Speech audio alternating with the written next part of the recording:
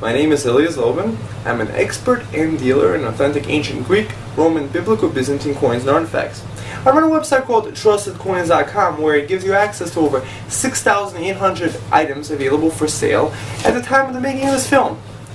Every item I sell comes with a professionally done certificate of authenticity. The certificate of authenticity gives you a lifetime guarantee of authenticity and provides you with my signature.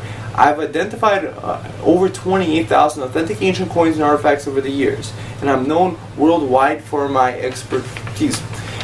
Every coin that I sell comes in a professional numismatic flip. The flip allows you to look at the coins at the front and the back without taking out the protective holder that it's in.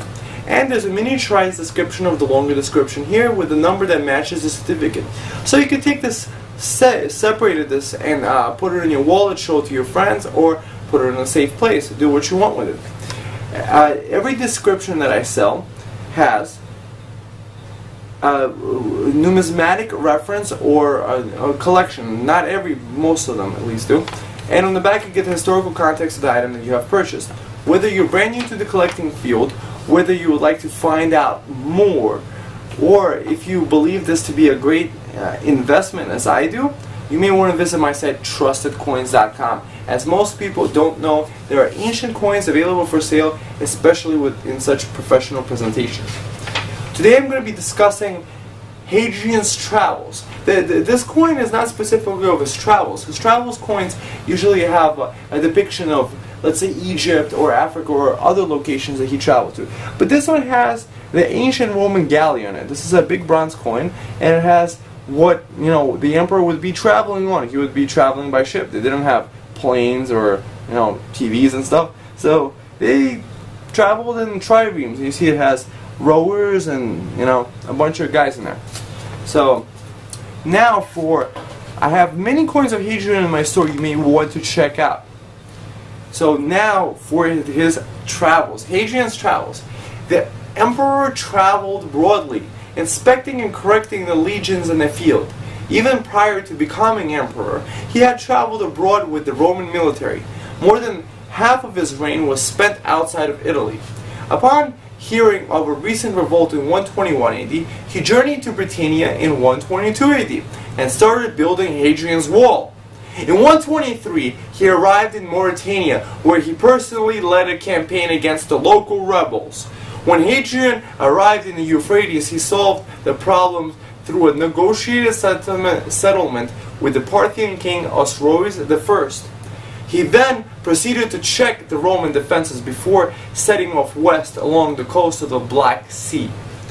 He probably spent the winter in Nicomedia, the main city of Bithynia, as Nicomedia had been hit by an earthquake only short prior to his stay. Hadrian was generous in providing funds for rebuilding. Thanks to his generosity, he was acclaimed as chief restorer of the province as a whole. He arrived to Greece in the autumn of 124 AD, in time to participate in the Eleusinian Mysteries. By tradition, at one stage in the ceremony, the initiates were supposed to carry arms, but this was waived to avoid any risk to the emperor. During the winter, he toured the Peloponnese. By March 125 AD, Hadrian had reached Athens, presiding over the festival of Dionysia. He finished building the temple of Olympian Zeus, which was built during the 5 centuries. He also initiated the construction of several public buildings on his own, and even organized the building of an aqueduct. On his return to Italy, Hadrian made a detour to Sicily. Back in Rome, he was able to see himself the completed work of rebuilding the Pantheon. Also completed by then was Hadrian's villa nearby at Tiber. At the beginning of March 127 AD, Hadrian set off to tour Italy. Hadrian fell ill around this time, though the nature of his sickness is not known. Whatever the illness was, it did not stop him from setting off in the spring of 128 to visit Africa. His arrival began with the good omen of rain ending in drought.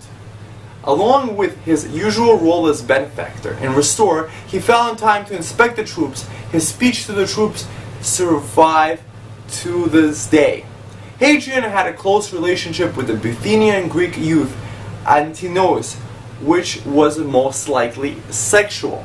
During a journey to Egypt, he lost Antinous, his favorite. Antinous drowned in the Nile in 130 AD. Deeply saddened, Hadrian founded the Egyptian city of Antinopolis in his memory and had Antinous deified.